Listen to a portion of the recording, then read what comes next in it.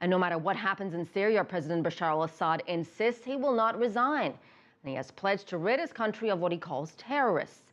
Thomas Sanderson has a unique perspective on Assad. A senior fellow at the Center for Strategic and International Studies met with Assad in his presidential palace back in 2007. He shared with CCTV what he heard at that time and what he believes Assad is thinking now. Well, I never had a sense of what was coming, of course, because that was driven by the events of the Arab Spring and popular revolutions against his leadership. And he didn't offer any sort of indicator that, boy, we've seen some structural weakness and maybe people are going to eventually revolt against this. But nonetheless, it was fascinating to sit down with President Assad. He was confident. He felt he could wait out the Bush administration for a more amenable or workable relationship with the next leader.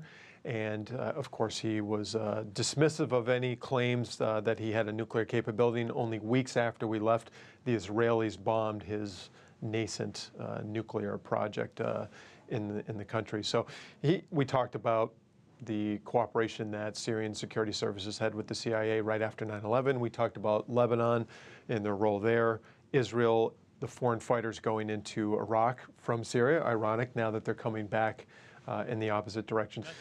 What I think he wants to do is, to the extent possible, crush the moderate opposition, which does exist, so that he can continue to reinforce this binary choice or perspective for outside audiences, which is you have my regime and then you have ISIS, which is extreme and vicious.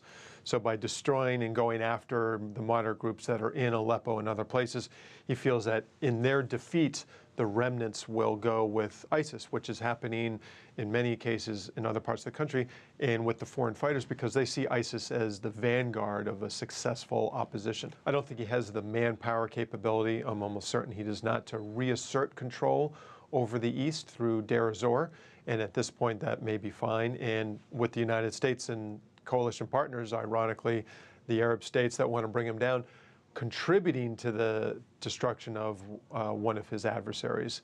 You know, he's probably sitting there and letting all of that play out as it is. Though again, that's also the adversary that he wants to be able to point to as the counterpoint to his own regime. Our thanks to Tom Sanderson.